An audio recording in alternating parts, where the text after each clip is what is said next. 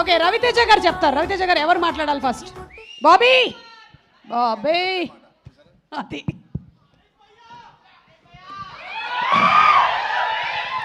అందరికీ నమస్కారం అండి. Good evening.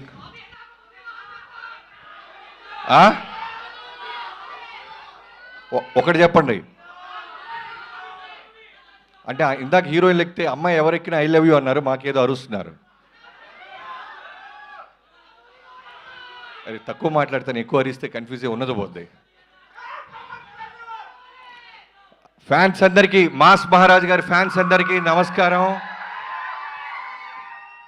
నాకు ఎప్పుడు రవితేజ గారిది ఏ ఈవెంట్ ఉన్నా పిలిచినా పిలవపోయినా నాకే వచ్చేయాలనిపిస్తుంది. ఎందుకంటే 2014 మీ అందరికి గుర్తుందో లేదో, ఇవాళకి నేను ఎన్ని సినిమాలు తీసినా, ఎన్ని బ్లాక్ బస్టర్లు తీసినా, ఆ ప్రోమో అన్నా నీలాంటి ఒకడు ఉండాలి ఇండస్ట్రీకి, ఎంతోమంది ట్రైన్లోకి వచ్చిన అసిస్టెంట్ డైరెక్టర్ చేసే ఒక వీసా మీరని చెప్పాను. అలా ఇవాళ రోజున ఎంతోమంది డైరెక్టర్లు మేము ఏ సినిమాలు చేసినా నువ్వు పెట్టిన భిక్షే అన్నా, మీరు అవునన్నా కాదన్నా, వీ లవ్ యూ ఆల్వేస్. నేనింతేలో డైలాగ్ ఉంటుంది, సక్సెస్ వచ్చినా ఫ్లాప్ వచ్చినా సినిమా సినిమా సినిమా అని. అది డైలాగ్ కాదు, ఆయన వ్యక్తిత్వం. సక్సెస్ వచ్చినా షూట్లోనే ఉంటారు, ఫెయిల్యూర్ వచ్చినా మళ్ళీ షూట్లోనే ఉంటారు. హానెస్టీగా డైరెక్టర్ ఏది చెప్తే అది చేసుకుంటూ వెళ్తున్న మాస్ మహారాజ్ గారికి త్వరలోనే చేస్తాను తమ్ముళ్ళు, త్వరలోనే చేస్తాను. గ్యాప్ లేకుండా దూసుకుంటూ వెళ్ళిపోతున్నారు ఆయన. ఏదో ఒక గ్యాప్లో అప్లికేషన్ పెట్టి వచ్చేస్తాను. సో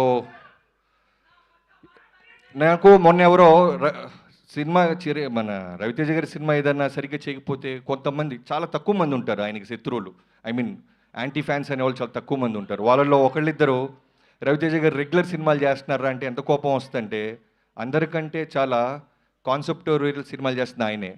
షాక్ కానీ, నా ఆటోగ్రాఫ్ కానీ, శంభో శివ శంభో కానీ, ఎంతో సినిమాలు ఆయన ప్రయత్నిస్తానే ఉన్నాడు. ఆ సినిమాలు కనుక మనం నిజంగానే పెద్ద ఫిగర్లు చేసుంటే నిజంగానే కమర్షియల్ సినిమాలతో పాటు అవి కూడా ప్యారలల్ చేసి ఉండేవాళ్ళు.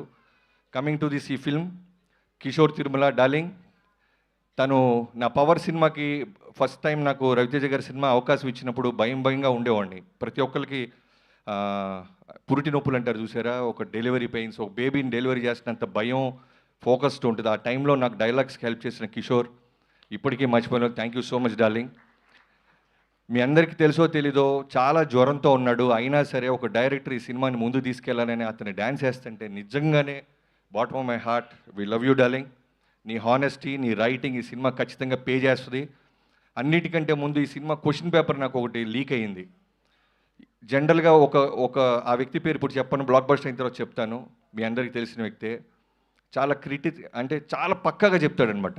నేను రవితేజ గారి సినిమా ఏది వచ్చినా ఫస్ట్ అన్నీ అడుగుతాను ఎలా ఉందని. అలాంటిది ఈ సినిమా రాత్రి చూడటం జరిగింది. అతను చాలా ఎక్స్ట్రాడినరీగా ఉందని చెప్పాడు. ఆ సినిమా ఖచ్చితంగా ఈ సినిమా బ్లాక్ బస్టర్ అంటానని ఇదే బెస్ట్ ఎగ్జాంపుల్. చాలా కాన్ఫిడెంట్గా చెప్తాను ఈ సినిమా బ్లాక్ బస్టర్ అవుద్ది. పూర్ణంగా లోడింగ్ చేద్దాం. So coming to the heroines, ఇద్దరు అమ్మాయిలు చాలా బాగా చేశారు, ఆషికా గారు అండ్ డింపుల్ గారు. సంక్రాంతికి మీరు కూడా ఒక బ్లాక్ బస్టర్ని టేస్ట్ చూడబోతున్నారు. And coming to all the actors, మిగతా వాళ్ళందరికీ, సీనుకి, తారక్ పొన్నప్ప గారికి అందరికీ. అండ్ టెక్నీషియన్స్ గురించి వస్తే మూరెళ్ళ గారు, నేను మూరెళ్ళ అన్న ప్రసాద్ అన్న అంటుంటున్న వెంకీ మామకి చేశారు. ఈ సినిమా ముందు ఒకే మాట చెప్పాడు, రవితేజ గారిని అన్ని సినిమాల్లోకి అందంగా చూపించబోతున్నాను తమ్ముడని. అది రిఫ్లెక్ట్ అవుతుందన్న. అండ్ ఆర్ట్ డైరెక్టర్ ప్రకాష్ గారికి, ప్రకాష్ గారు సంక్రాంతికి ఎన్ని సినిమాలు ఉన్నాయి మన లిస్ట్లో, మీది భీమ్స్కి. So I wish you all the best Bheems. ఒక పక్క చిరంజీవి గారి సినిమా పాటలు బ్లాక్ బస్టర్ అయినాయి, అలానే ఈ సినిమాలో పాటలన్నీ బ్లాక్ బస్టర్ అవుతున్నాయి.